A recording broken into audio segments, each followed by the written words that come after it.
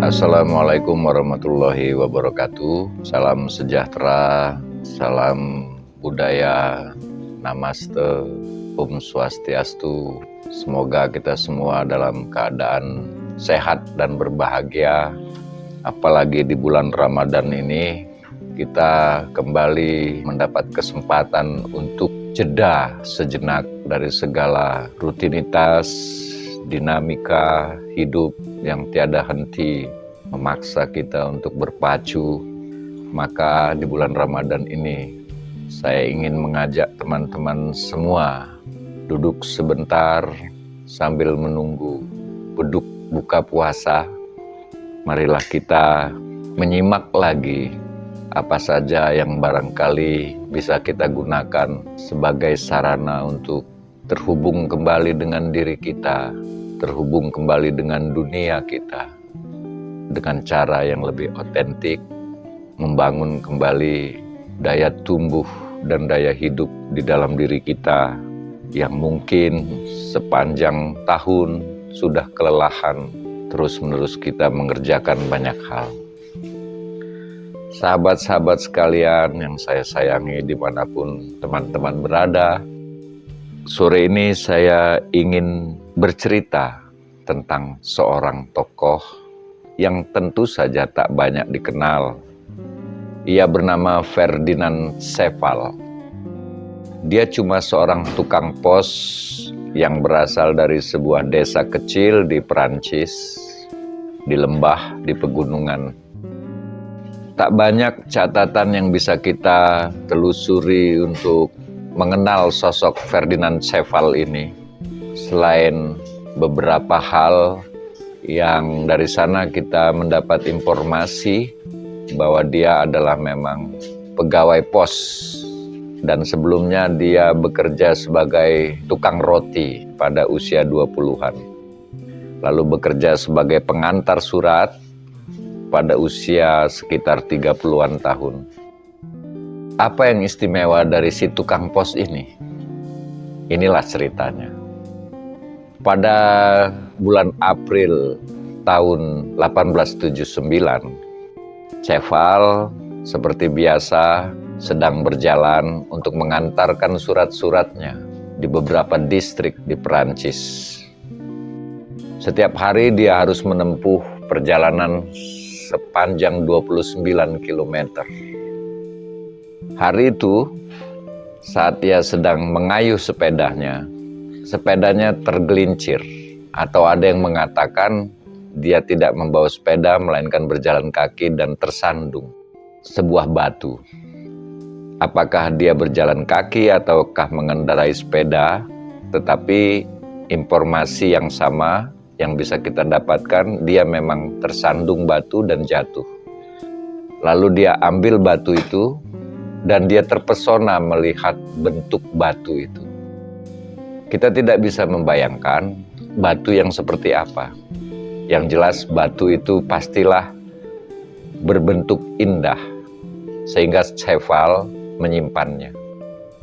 Tetapi batu itu pula yang kemudian memunculkan keinginannya untuk membangun sebuah kuil, sebuah kastil atau sebuah istana seperti yang pernah ada dalam mimpinya.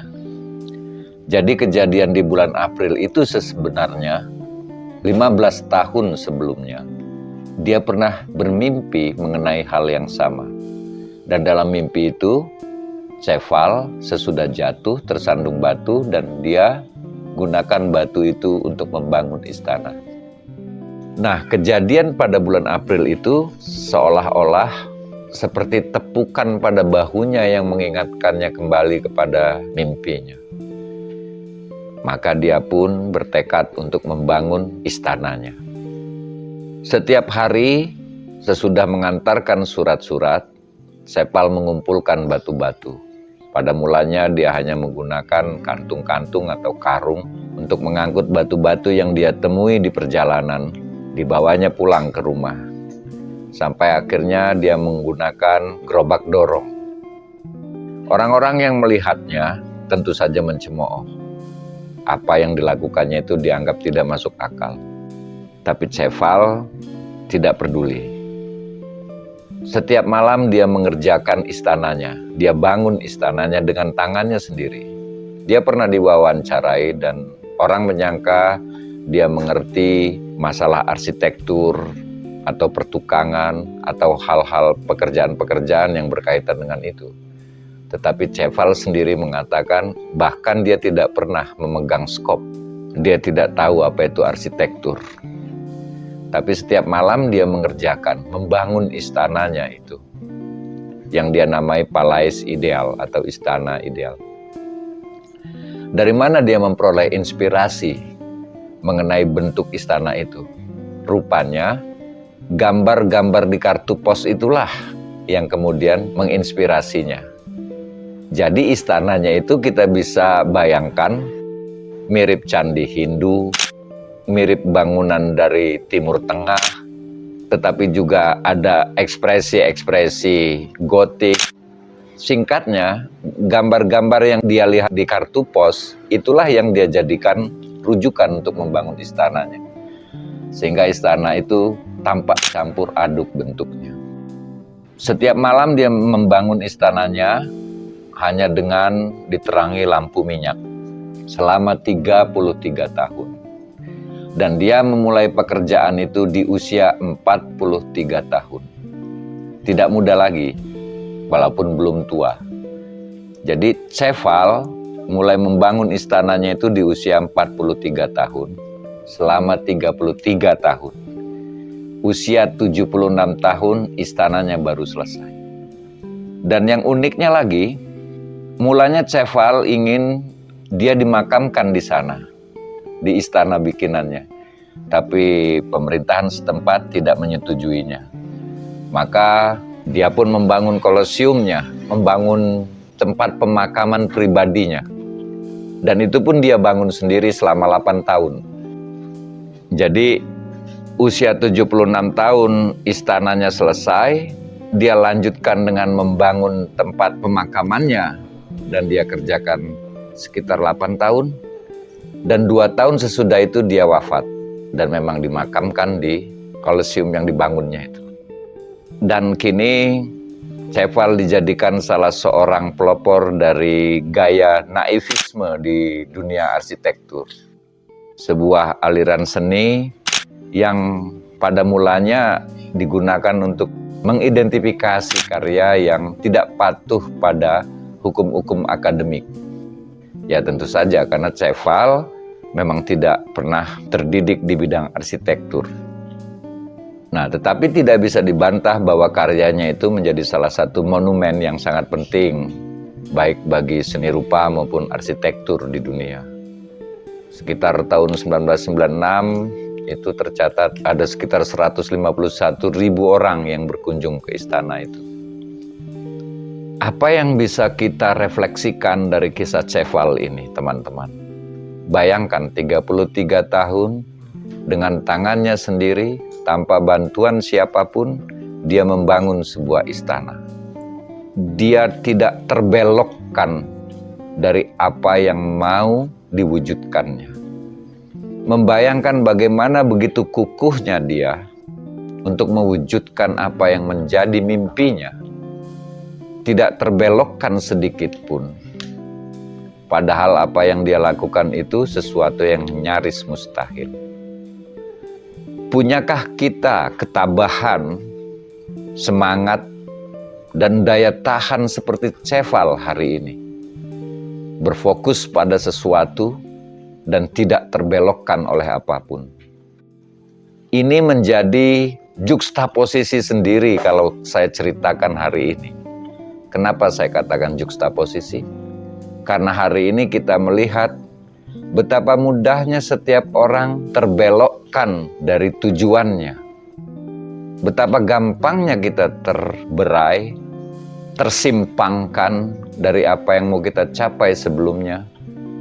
Kita hidup di zaman yang terlalu bising dan terlalu penuh dengan godaan.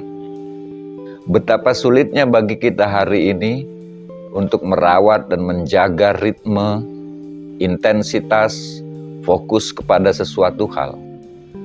Kita hidup di zaman yang sangat gaduh. Hari demi hari kita hidup dalam kegaduhan. Kita kehilangan gravitasi. Kita melayang di dunia yang tidak lagi menawarkan pusat nilai pada kita. Segala sesuatu setiap hari dengan mudah berubah. Kita hidup bergerak dari satu isu ke isu yang lainnya. Dari satu keadaan ke keadaan yang lainnya, tanpa pernah kita mampu mengontrolnya. Bisa mempertahankan fokus dalam waktu 1 minggu saja, itu sudah merupakan hal yang sangat berharga buat kita. Kalau mau kita melihat lagi, dalam 24 jam, berapa kali kita terbelokkan dari apa yang menjadi fokus kita. Kita hidup dengan interupsi dari berbagai arah. Betapa mudahnya kita diinterupsi. Kapan saja, di mana saja, di saat kau sedang membaca, di saat kau sedang menulis, di saat kau sedang ngobrol, diskusi dengan teman-temanmu, atau di saat kau sedang mengerjakan sesuatu, interupsi-interupsi itu datang. Dari mana? Dari ponselmu. Dan dari apa saja. Hidup yang terus terinterupsi ini membuat kita kehilangan kemampuan dalam menginternalisasi nilai-nilai. Kita tidak punya ruang inkubator. Tidak ada di dalam diri kita sebuah ruang inkubasi, di mana di sana kita bisa menyimpan, membiakkan makna-makna, nilai-nilai, sesuatu yang kita internalisasi di dalam diri kita, yang kemudian kita refleksikan menjadi makna-makna, menjadi nilai yang kita hayati. Segala sesuatu begitu mudahnya berlalu, tanpa sempat kita meraih maknanya. Peristiwa-peristiwa terjadi begitu saja, sebelum sempat kita merefleksikannya. Hidup seperti kita mengumpulkan sekian banyak informasi dari ponsel, dan setiap hari harus kita bersihkan lagi, sebelum sempat kita meraih maknanya. Benak kita dipenuhi dengan sampah, dengan kegaduhan dan kebisingan. Setiap hari kita menghirup dan memamah biak sampah. Dan apa yang bisa kita eksternalkan dari sampah, tentu saja hanya sampah. Ceval mungkin memberitahu kepada kita betapa pentingnya hidup yang tidak terinterupsi, betapa pentingnya memiliki ruang inkubasi, betapa pentingnya bertahan kepada satu tujuan, kepada satu obsesi yang dengan segala cara kita terus terpaut dengannya, mengarahkan dan mengerahkan seluruh daya kita untuk mewujudkannya.